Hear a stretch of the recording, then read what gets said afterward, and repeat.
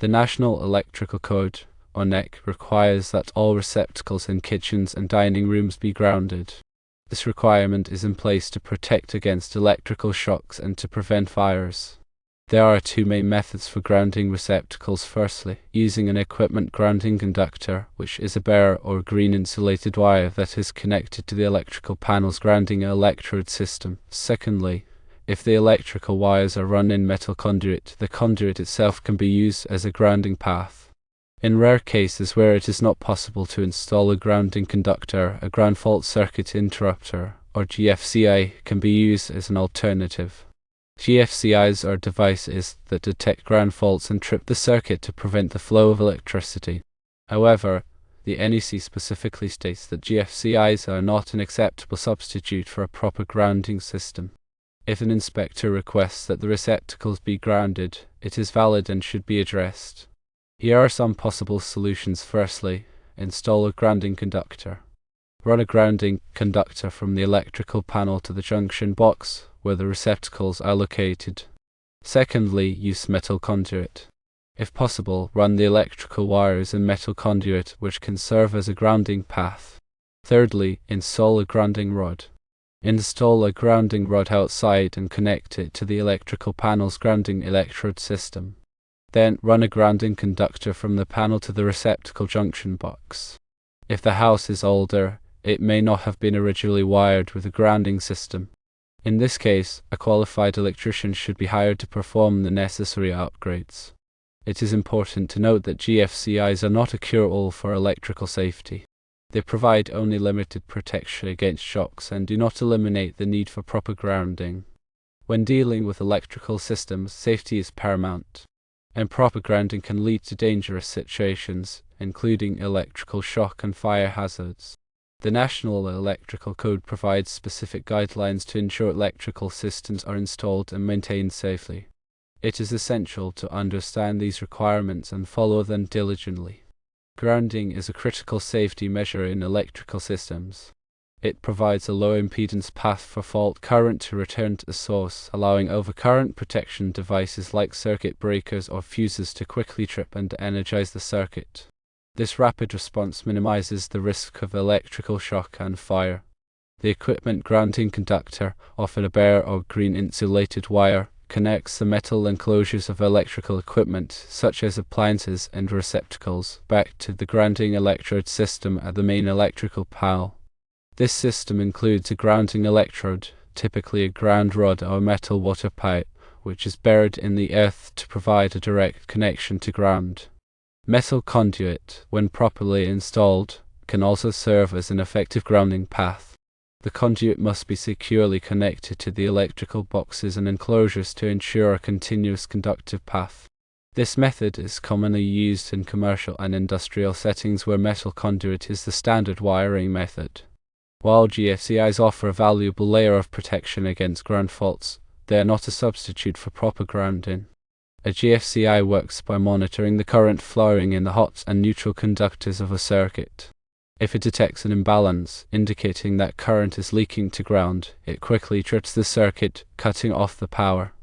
GFCIs are particularly effective in areas where there is a high risk of electrical shock, such as kitchens, bathrooms, and outdoor locations. However, a GFCI only protects against ground fault. It does not protect against other types of electrical hazards, such as short circuits or overloads. Additionally, a GFCI will not function properly if the electrical system is not properly grounded. When addressing the issue of ungrounded receptacles in a kitchen and dining room, it is important to consider the age of the house and the existing wiring system. Older homes may not have been originally wired with a grounding system, which can present challenges when trying to upgrade the electrical system to meet current code requirements. In such cases, it may be necessary to run new grounding conductors from the electrical panel to the receptacle locations. This can be a complex and time-consuming task, but it is essential for ensuring the safety of the electrical system. Another option is to use metal conduit as a grounding path, if feasible. This may involve replacing the existing non-metallic cable with metal conduit, which can be a significant undertaking. However, If the existing wiring is in good condition and the conduit is properly installed, it can provide a reliable grounding path. Installing a grounding rod is another option for improving the grounding system. This involves driving a metal rod into the ground outside the house and connecting it to the electrical panel's grounding electrode system. This can help to improve the overall grounding of the electrical system and provide a more effective path for fault current to return to the source. When upgrading an electrical system, it is always recommended to hire a qualified electrician.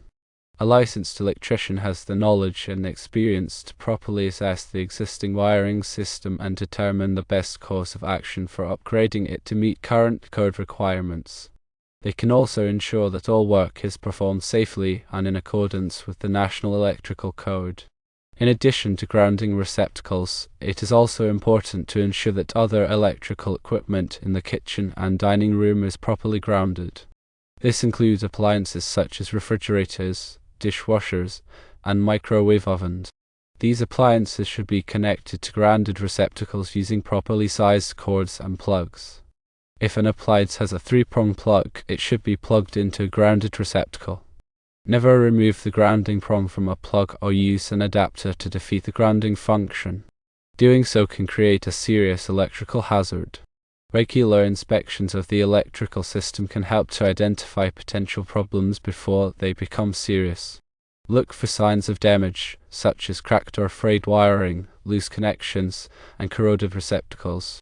If you notice any of these problems, have them repaired by a qualified electrician as soon as possible.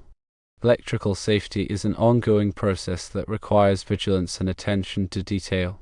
By following the guidelines in the National Electrical Code and taking steps to ensure that the electrical system is properly grounded, it is possible to create a safe and reliable electrical environment. Remember, GFCIs are a valuable safety device, but they are not a substitute for proper grounding. Grounding provides a fundamental level of protection against electrical shock and fire, and it is essential for ensuring the safety of the electrical system. When in doubt, always consult with a qualified electrician to ensure that the electrical system is properly installed and maintained.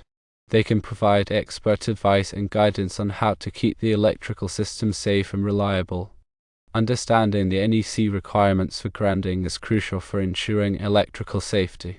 The code provides specific guidelines for grounding electrical systems, and it is important to follow these guidelines diligently. The NEC is updated every 3 years to reflect the latest advancements in electrical technology and safety practices, so it is important to stay up to date on the latest changes. Grounding is not just a matter of code compliance, it is a matter of safety. Proper grounding protects people from electrical shock and prevents fires. It is an essential part of any electrical system, and it should never be taken lightly. When working with electrical systems, always take precautions to protect yourself from electrical shock. Wear appropriate personal protective equipment, such as rubber gloves and safety glasses. De-energize circuits before working on them, and use a voltage tester to verify that the circuit is de-energized. Never work on electrical systems when you are wet or standing in water. Electrical shock can be fatal, so it is important to take all necessary precautions to protect yourself. If you are not comfortable working with electrical systems, hire a qualified electrician to do the work for you. They have the knowledge and experience to perform electrical work safely and in accordance with the National Electrical Code. The grounding electrode system is a critical component of the electrical system. It provides a direct connection to ground, allowing fault current to flow back to the source and trip the overcurrent protection device. The grounding electrode system typically consists of a ground rod or metal water pipe that is buried in the earth. The grounding electrode must be properly sized and installed to ensure that it can effectively carry fault current. The size of the grounding electrode depends on the size of the electrical system and the type of soil in which it is installed. The grounding electrode must be buried deep enough to ensure that it is in contact with the earth at all times. The connection between the grounding electrode and the electrical panel must be made with a properly sized conductor and connector. The conductor must be protected from corrosion and physical damage.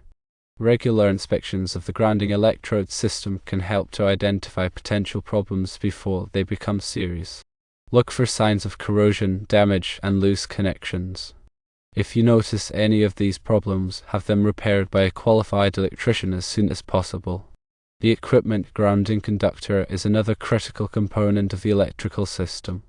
It connects the metal enclosures of electrical equipment, such as appliances and receptacles, back to the grounding electrode system at the main electrical panel. The equipment grounding conductor provides a low impedance path for fault current to return to the source, allowing the overcurrent protection device to quickly trip and to energize the circuit. The equipment grounding conductor must be properly sized and installed to ensure that it can effectively carry fault current. The size of the equipment grounding conductor depends on the size of the circuit and the type of wiring method used. The equipment grounding conductor must be connected to the metal enclosures of electrical equipment with a properly sized connector. The connector must be protected from corrosion and physical damage. Regular inspections of the equipment grounding conductor can help to identify potential problems before they become serious. Look for signs of corrosion, damage, and loose connections. If you notice any of these problems, have them repaired by a qualified electrician as soon as possible. Metal conduit, when properly installed, can also serve as an effective grounding path. The conduit must be securely connected to the electrical boxes and enclosures to ensure a continuous conductive path. The conduit must be made of a conductive material, such as steel or aluminum. The conduit must be properly sized to carry the fault current. The connections between the conduit and the electrical boxes and enclosures must be made with a properly sized connector. The connector must be protected from corrosion and physical damage. Regular inspections of the metal conduit can help to identify potential problems before they become serious. Look for signs of corrosion, damage, and loose connections. If you notice any of these problems, have them repaired by a qualified electrician as soon as possible. GFCIs are a valuable safety device that can protect people from electrical shock. They work by monitoring the current flowing in the hot and neutral conductors of a circuit. If they detect an imbalance, indicating that current is leaking to ground, they quickly trip the circuit, cutting off the power. GFCIs are particularly effective in areas where there is a high risk of electrical shock, such as kitchens, bathrooms, and outdoor locations. However, GFCIs are not a substitute for proper grounding. Grounding provides a fundamental level of protection against electrical shock and fire, and it is essential for ensuring the safety of the electrical system. When installing GFCIs, it is important to follow the manufacturer's instructions carefully. GFCIs must be installed in accordance with the National Electrical Code. GFCIs should be tested regularly to ensure that they are functioning properly. To test a GFCI, press the test button on the device. The GFCI should trip and cut off the power to the circuit. If the GFCI does not trip, it should be replaced. Electrical safety is an ongoing process that requires vigilance and attention to detail. By following the guidelines in the National Electrical Code and taking steps to ensure that the electrical system is properly grounded, it is possible to create a safe and reliable electrical environment. Remember, GFCIs are a valuable safety device, but they are not a substitute for proper grounding. Grounding provides a fundamental level of protection against electrical shock and fire, and it is essential for ensuring the safety of the electrical system. When in doubt, always consult with a qualified electrician to ensure that the electrical system is properly installed and maintained.